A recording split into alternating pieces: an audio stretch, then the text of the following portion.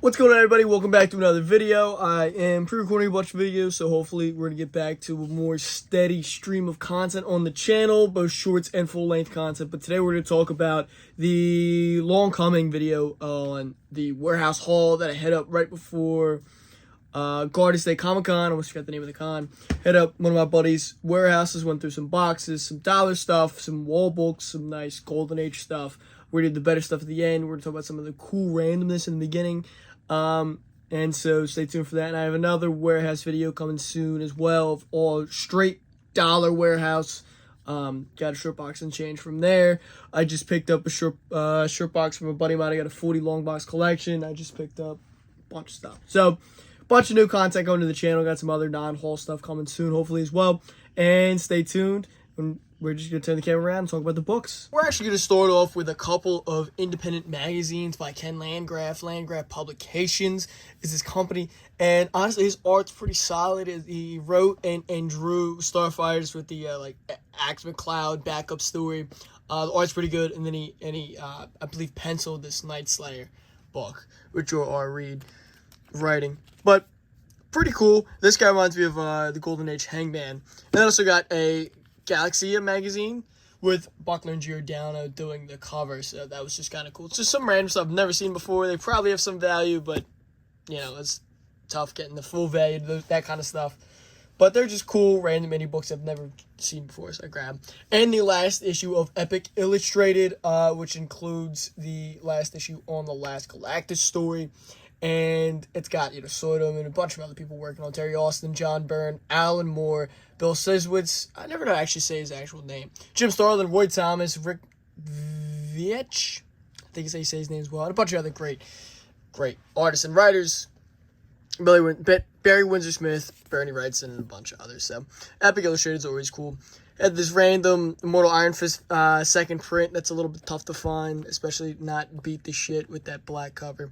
Gore Shrieks are always, good to pick up. Some of them are pretty tough to get. And super early art from a very famous artist in that book. Let me know down below if you know who I'm talking about. $6 Million Man, number 4. A couple of, nonsense books that didn't have any value that pretty much were thrown in the deal. But I'm a $6 Million Man fan, and this combat cover has a perfect 1,000-yard stare.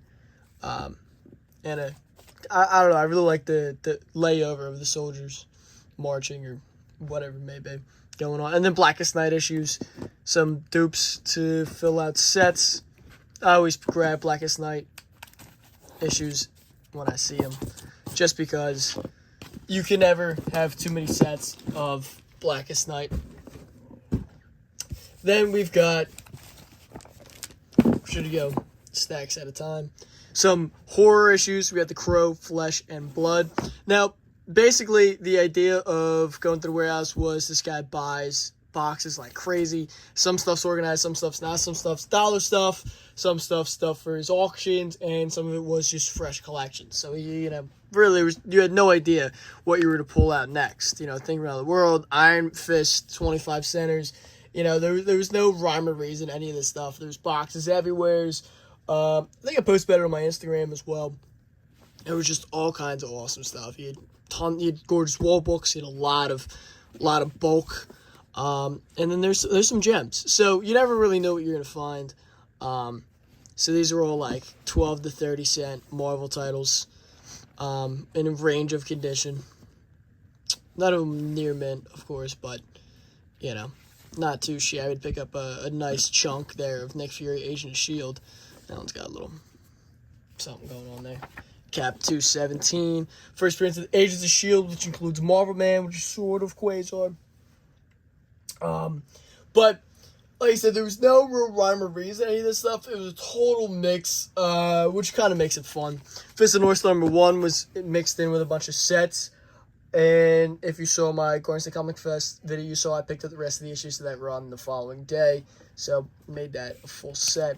This is also mixed in boxes of complete sets. Maybe Spider-Man and His Amazing Friends, number 1. Kind of a cool book. Always worth picking up. And we got a detached or near detached Gangbusters, number 2. But it's a 10-cent DC title. So, I was like, sure, why not? And again, that was just in a box, unbagged and boarded. Police Against Crime. I think that's number... I don't remember. But again, 10-cent crime story. Got a pretty striking cover. Something different. You know, good on that copy. But to shoot a pistol out of somebody's hand, that's impressive. World's Finest, 105.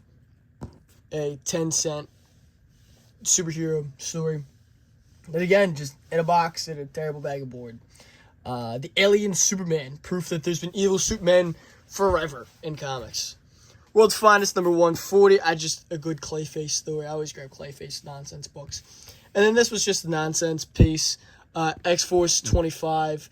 But the hologram's like messed up. It's like purple and not really working. But, you know, I got it for a nonsense reason. Bloodborne, number 2, the B cover. The number 1 of this book's really tough. I love Bloodborne. It's one of my favorite games, actually, believe it or not. And so I would like to grab number 1. I just, you know, want to find one in like a dollar bin or something. So there's the number 2 variant, which I'm sure isn't easy to come across.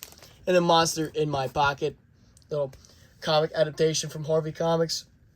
Came out around the same time as their Beetlejuice as well.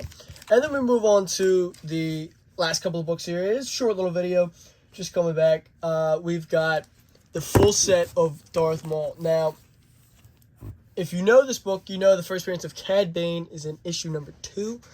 And you know his first cover appearance is issue number 3 right there. Now, these used to be expensive books. Darth Maul 2 was as high as $200 at one point, leading up the Book of Boba Fett. But, you know, really $100 is where it was. The number 2, $50, $75, or number 3, $50, $75. Now the set's like $25. Really, like I think I paid $15 for these. I think, which I'll do because I love Cad Bane and I already have all these probably, but I have a little bit of faith that book might rebound a little bit. But that is way down. Now look, $200 was really high for first Cad Bane, but you know, 50 to 100. I don't know if that's, you know, I think a more realistic price. I think, yeah, at least $50 is what you think a Darth Maul 2 would be. But that's today you can get it by itself for $20, or you can get the whole set for $25, $30-ish, last time I looked. So that's crazy to me. That's talk about a big drop off. And then I got some oddball 10-cent books that I'm not super familiar with, but I grabbed them because they were kind of cool and they were super cheap. From 1946, Super Magician Comics, Volume 5.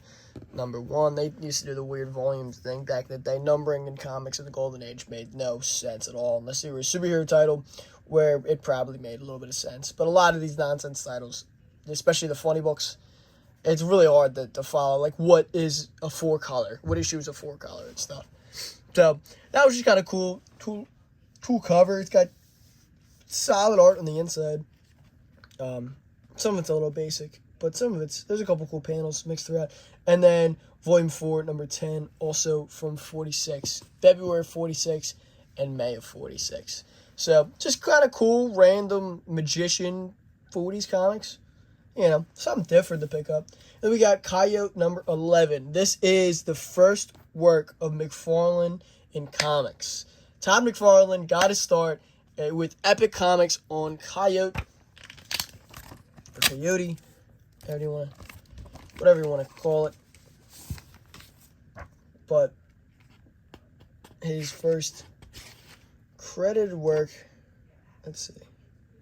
Or is he not credited? Maybe he's not credited. He's not in the Indica. Either way, he clearly did that cover. But, very cool. First McFarlane art in comics. Nice little minor key. Then we got a pre-code horror book. I believe the top staple was On by a Thread. Obviously, these need to be back to board. But Web of Evil, number 12, a 10-cent pre-code horror book. This awesome cover, this, like, zombie. I believe this is the first time The Walking Dead is used as a title in comics. Obviously, there's no connection to the show and long-running comic series. But gorgeous cover. There's some cool interiors in there as well. And 3 pretty cool stories. The Walking Dead, Phantom Killer, and the Shrunken Heads of Dr. Death. Beware the Uninvited Corpse. Wow, I can't read. Man, that's embarrassing. Either way, Awesome cover, very cool, and the second best book in this collection. Now, the best book we'll end off on is not an easy book to come by. It's an indie classic. He's a bit of a forgotten character, though, because there has been much that anybody's really done with him in a long time. He, never rose to even the fame of a Max, or, obviously he's nowhere near a Spawn level character, but his first appearance is a very tough book, and he's a fairly well-known in the community independent character. Creatures of the Id #1. First appearance of Madman in comics. This is an expensive little book, not an easy book to come by. But, again, it was just in a box. That was also, I think, in the boxes of, like, a collection that came in. It was all complete runs. And then there's a couple of cool books just randomly throughout. And that was one of them. So, none of the other issues. I don't remember if there is other issues of Creature of the Id. I don't know if that was, like, a one-shot or if that was, like, a mini-series. I don't know off the top. If it was an anthology book, if it was a Madman book. I don't know. I know this issue is a Madman book, but I don't know. I feel like I should know that, but either way, I grabbed it. It's a tough book. It's not easy to come by. And overall, I would say not too shabby. I paid a little bit for this stuff, but, I got a good deal. I was happy with it. There was no set prices or anything. It was just kind of, whatever you find, and bring it out to me, and we'll figure it out together. So, it was fun to be able to go through the warehouse. Hundreds of boxes of books. They're everywhere. So people live stream. There's a bunch of employees running around live streaming and packing up stuff, and it's crazy. His operation's insane. Very impressive stuff. But it was pretty cool to check it out. And I've now been to several comic book warehouses. One of them was I also did a video, Kosh's Warehouse, which is now closed down in New York. That was a cool spot. And then another one, I've got a video coming soon. Shout out to Welcome Back Comics. They did a warehouse sale. And, yeah, overall, I hope you enjoyed. Stay tuned. We're going to have a lot more content coming to the channel. I'm coming back strong. I don't know what I'm doing for October this year, if I'm doing horror reviews or not. I'm undecided. But either way, there's be plenty of content to come. I hope you enjoy. Let me know down below if you have any of these books. Which one of these books do you want? Do you have? Whatever. Was it a good pickup? Exciting there. And what videos you want to see come out next? And until next time, peace.